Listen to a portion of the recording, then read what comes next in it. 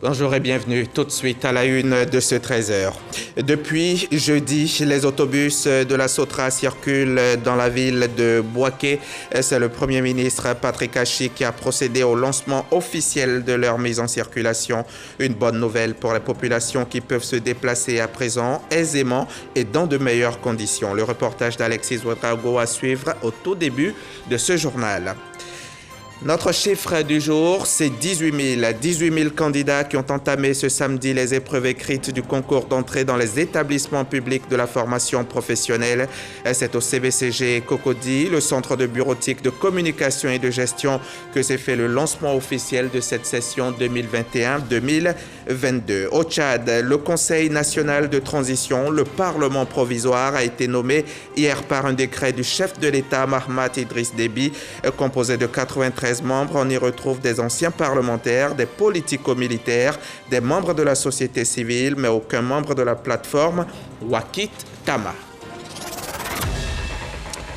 La Société des transports abidjanais s'installe à Bouaké. Si vous habitez dans la deuxième ville du pays ou même de passage là, vous pourrez désormais vous déplacer en autobus Sotra comme si vous étiez à Abidjan. Des véhicules neufs et tout confort pour votre bien-être. La Sotra n'a pas fait dans la dentelle. La société se prépare même à y déployer des centaines d'autobus. Patrick Achi est en tout cas très fier d'avoir pu réaliser ce vieux rêve. Des passagers spéciaux pour ce tour inaugural des bus de la Sotra dans la ville de Bouaké. Si les populations ne cachent pas leur joie, le plus heureux, c'est bien lui, le maire de la ville. Avec ces autobus de la Sotra, nos concitoyens jouissent désormais des mêmes commodités de transport et surtout de confort que les habitants d'Abidjan et d'autres grandes mégapoles du monde. Pour le directeur général de la Sotra, cette révolution du transport dans la ville démarre avec une première desserte de 4 lignes. Notre aventure à Bouaké démarre avec un parc de 60 véhicules tout neufs.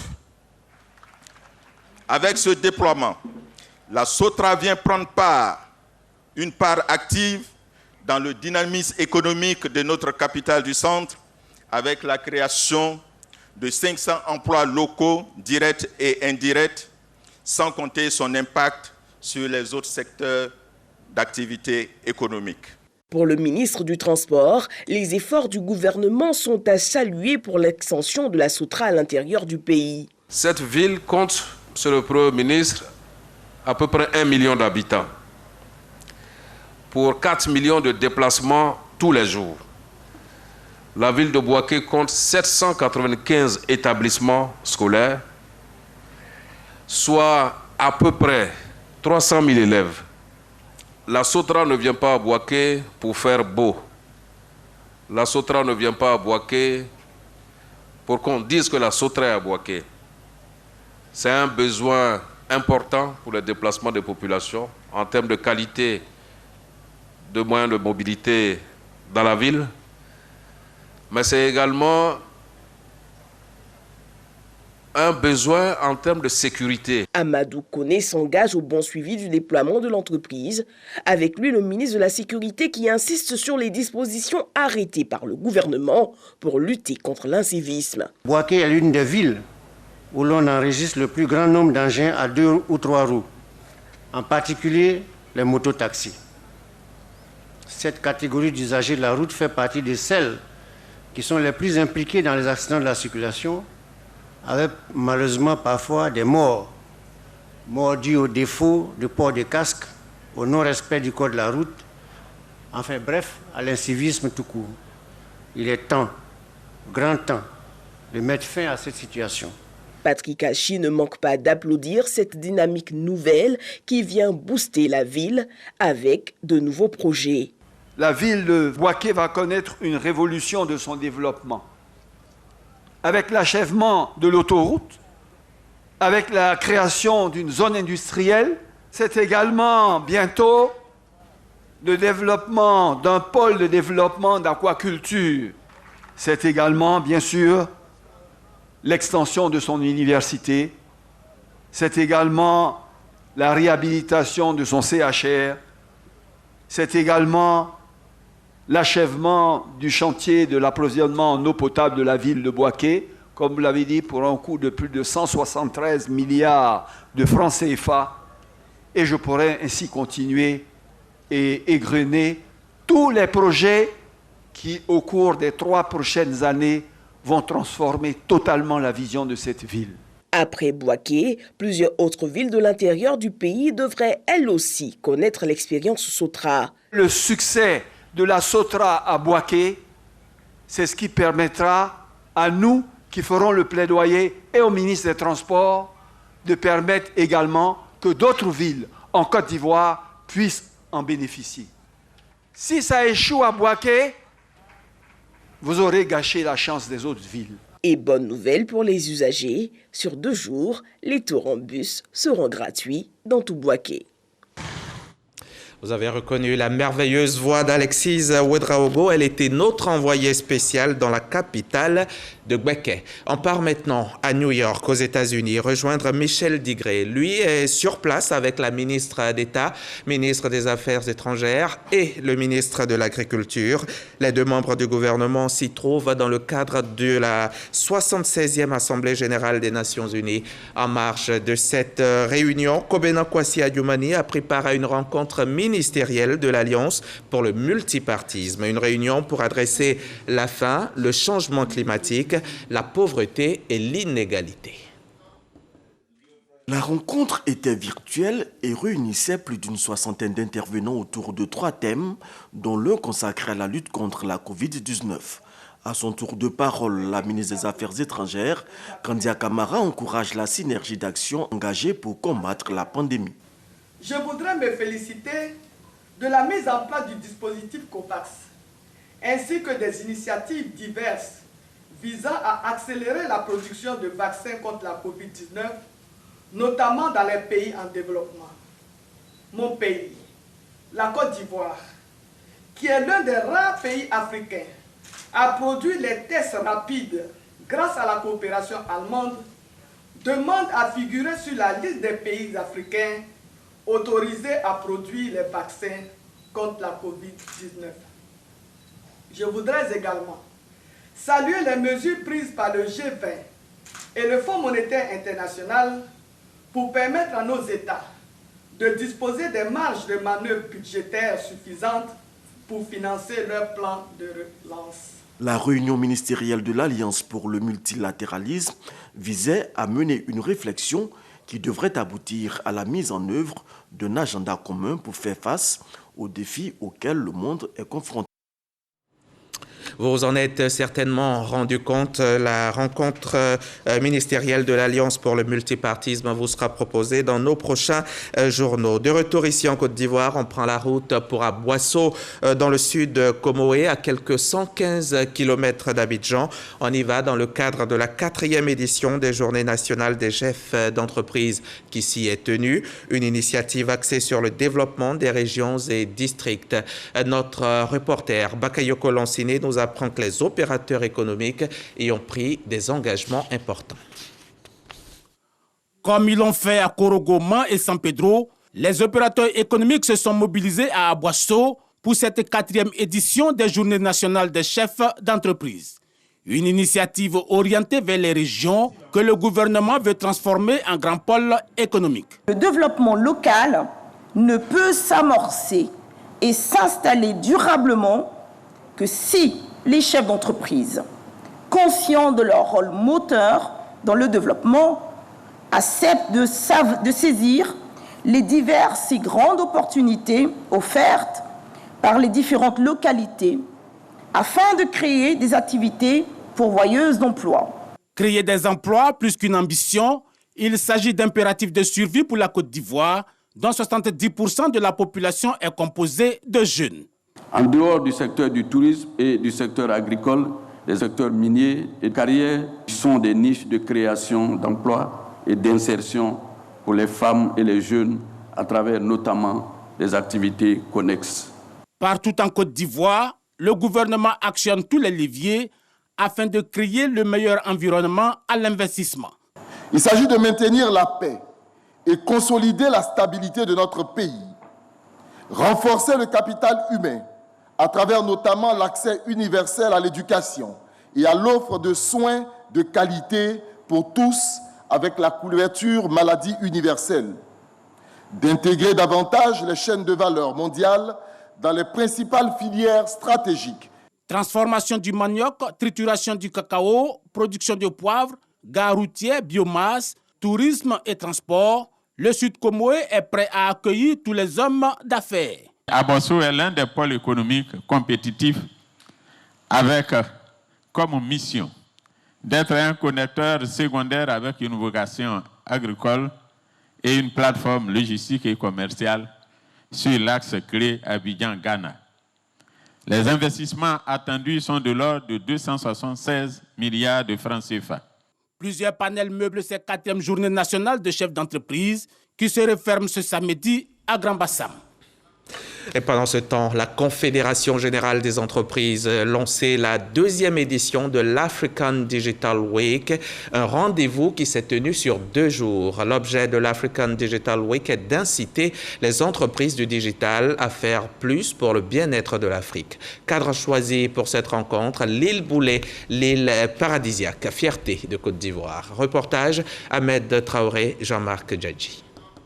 Cette plateforme de partage d'expériences sur les problématiques liées à la transformation digitale et au numérique dans les économies africaines reprend ses droits après 2 années d'interruption dues à certaines contingences dont la pandémie de la Covid-19.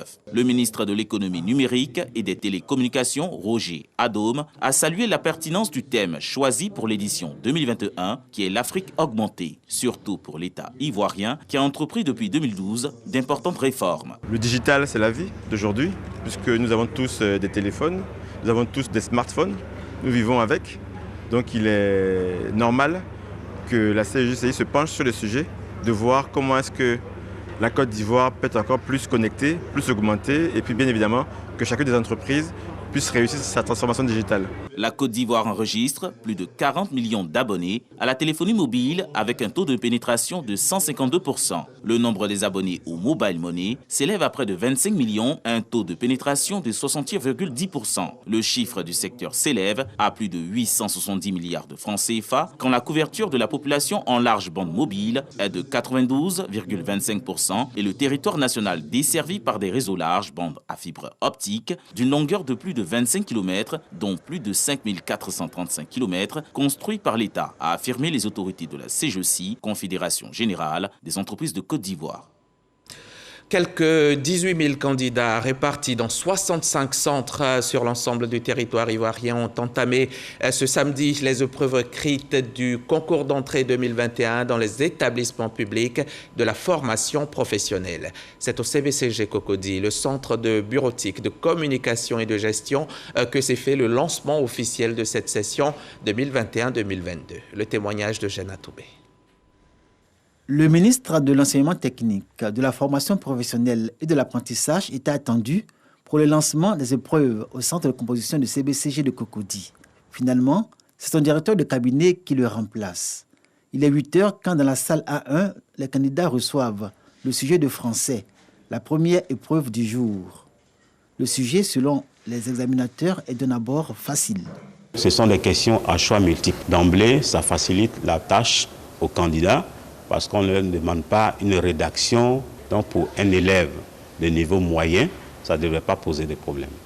Depuis 7 heures ce matin pour les uns et un peu avant pour les autres, les candidats au BTS tertiaire et BT formation par alternance sont arrivés à leur centre de composition, le CBCG de Cocody, dans l'enceinte du lycée technique d'Abidjan. Il y a ceux qui sont à leur première expérience et ceux déjà dans le système. J'ai fait le BT. Maintenant, je repasse le concours par rapport à la bourse. J'espère que tout va bien se passer. J'ai le BPC. J'ai choisi l'enseignement technique parce que l'enseignement technique ouvre plusieurs opportunités et accorde une très bonne formation. Plus tard, je compte devenir ingénieur en électricité automobile. Le concours d'accès aux établissements publics de la formation professionnelle, la session 2021-2022, est organisé dans un contexte de changement de paradigme, tant dans le contenu de la formation que l'offre de qualification avec pour finalité une insertion professionnelle durable et réussie pour la jeunesse. L'enseignement technique et la formation professionnelle se présentent aujourd'hui comme l'école de la deuxième chance pour les jeunes. Il y a certains élèves qui sont en dehors du système et qui aimeraient avoir un métier. Donc ce concours-là est fait pour eux, pour qu'ils viennent embrasser le métier qu'ils souhaitent faire. Nous sommes en train d'examiner la possibilité de transformer certains CET en lycée professionnel en vue d'offrir ces possibilités à nos élèves et accroître les capacités d'accueil de nos établissements. De nombreux candidats sont arrivés largement en retard au centre de composition du CBCG de Cocody. Sur l'ensemble du territoire, ils sont 18 000 et les filles en représentent 35%. Le ministère de l'enseignement technique indique que le pourcentage des candidats de sexe féminin dans les filières industrielles demeure toujours faible, avec un taux de 5,13%. C'était un reportage d'Eugène Atoubé. Bien des gens ont pitié de l'orphelin, mais peu subviennent à sa faim, à ses besoins. L'ONG Petraroc fait partie des bienfaiteurs des orphelins en Côte d'Ivoire. Pour cette rentrée scolaire, l'organisation vient d'offrir des kits à plusieurs centaines d'orphelins repartis sur l'ensemble du territoire national. On voit cela avec Sephora Zegui. La rentrée scolaire 2021-2022 devrait bien débuter pour eux. Eux, ce sont ces élèves orphelins qui reçoivent gratuitement ici des kits scolaires des mains des responsables de l'ONG Petraroc. Je trouve que cette initiative est très bonne. Moi, comme ça, j'ai perdu mon père quand j'avais 8 ans. Pour cette 12e édition de distribution gratuite de kits scolaires, ce sont 600 enfants vulnérables qui ont été bénéficiaires. Pour Esther P. Taou, la donatrice, aider la veuve et l'orphelin est un sacerdoce. Aux enfants orphelins, je voudrais vous dire ceci. Vous n'avez pas choisi de vivre ces conditions difficiles, mais vous pouvez être la lumière qui sortira votre famille de l'obscurité. 12 ans de soulagement de la souffrance des élèves orphelins de Côte d'Ivoire. Un acte qui cadre bien avec la politique sociale initiée par le gouvernement. L'État ne peut pas tout faire. Le champ d'action étant large, l'État a délégué une partie de ses prérogatives aux ONG pour venir en aide aux personnes vulnérables telles que les veuves, telles que les orphelins. Voilà, donc les actions de Petraroc sont à saluer. En dehors des élèves orphelins, 200 autres enfants et veuves ont reçu également des vivres et non-vivres. La cérémonie de remise gratuite de kits scolaires a été l'occasion pour l'ONG Petraroc de remercier les âmes généreuses qui lui permettent d'être au service des personnes vulnérables. Et si chacun donnait une aiguillée de fil à l'orphelin, il aurait certainement une chemise. On passe au chapitre santé de ce journal. Un chapitre dominé par le monstre Covid, le monstre à abattre.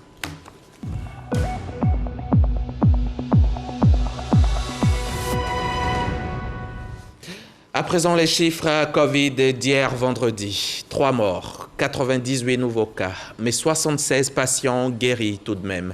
Les chiffres globaux sont 589 décès pour 59 656 malades de Covid en Côte d'Ivoire depuis mars 2020.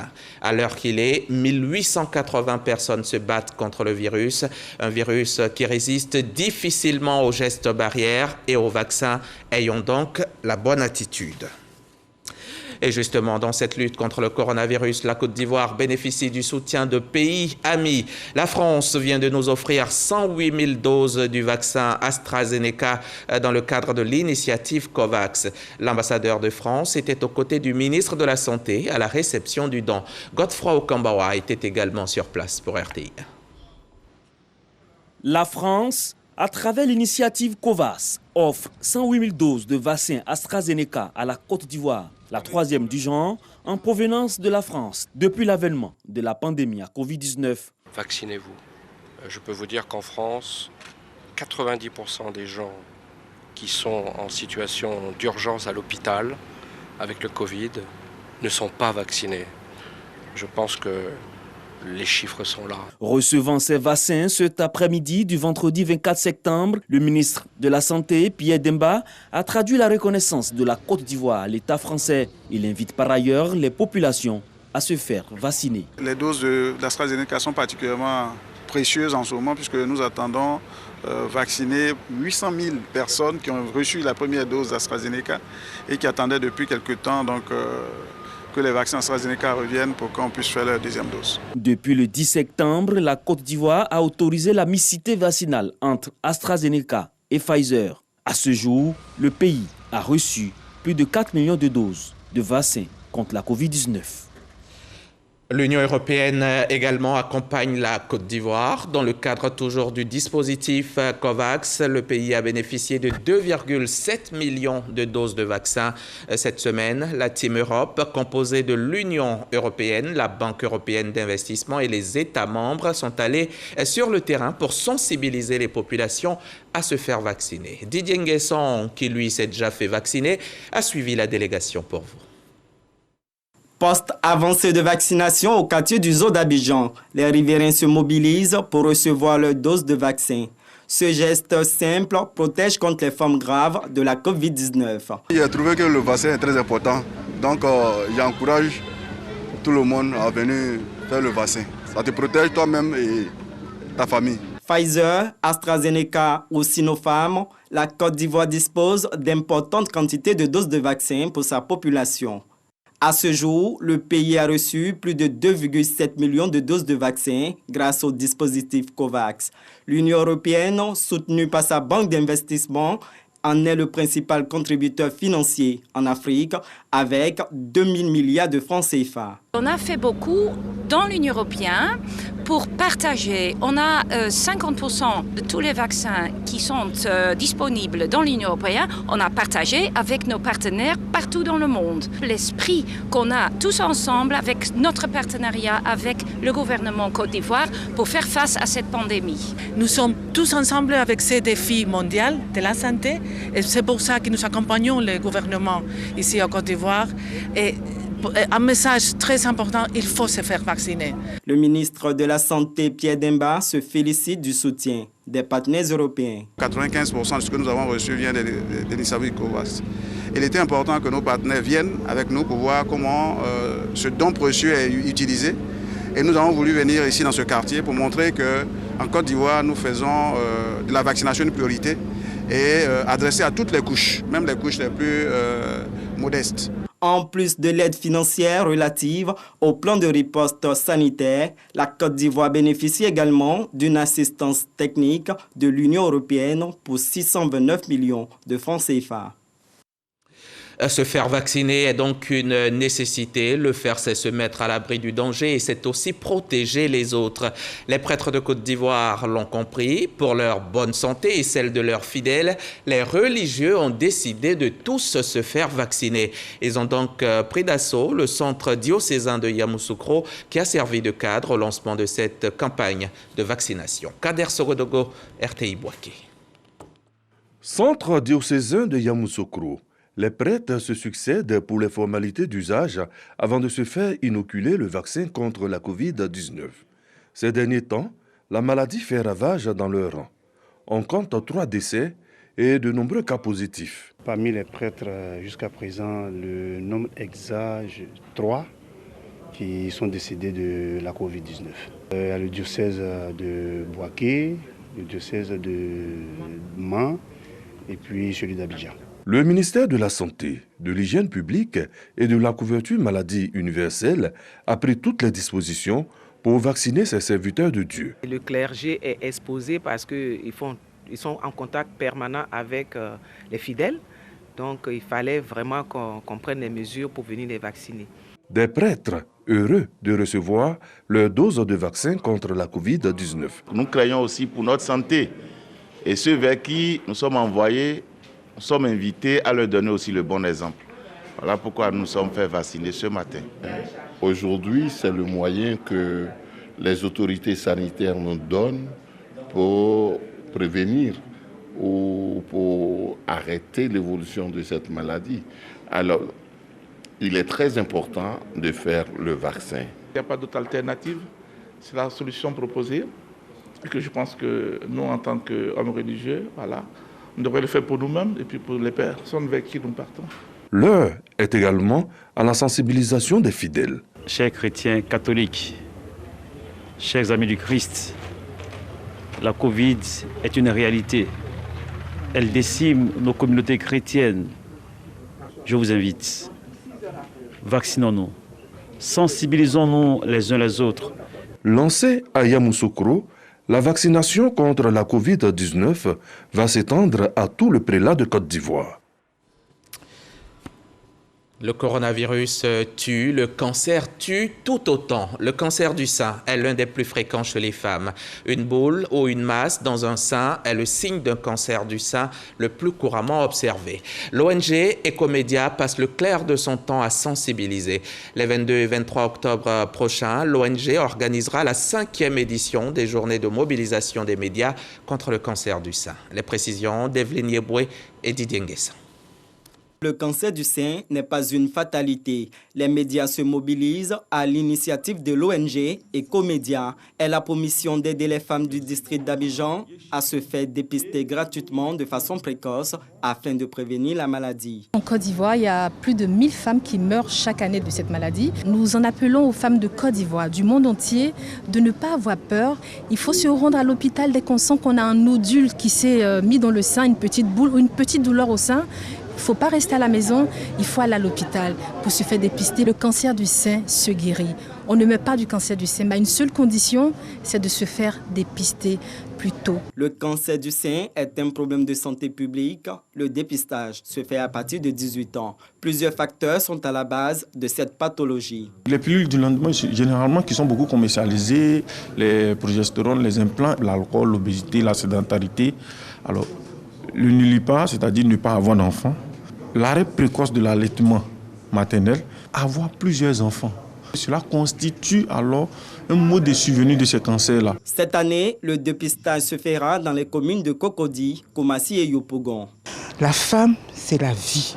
À travers l'ONG Ecomédia, nous voulons donc faire la sensibilisation afin qu'elle puisse, dès le départ, prendre des dispositions pour guérir ou bien pour éviter cette pathologie. La célébration officielle se déroulera les 22 et 23 octobre prochains.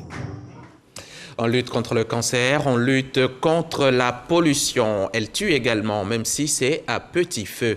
Le ministère de l'Environnement et du Développement durable, à travers le SIAPOL, a initié une rencontre avec les industriels. C'était à Daloa, au centre-ouest de la Côte d'Ivoire. Seul point à l'ordre du jour, la sensibilisation sur la protection de l'environnement. On en sait plus avec Grace Kando du service Société de la rédaction.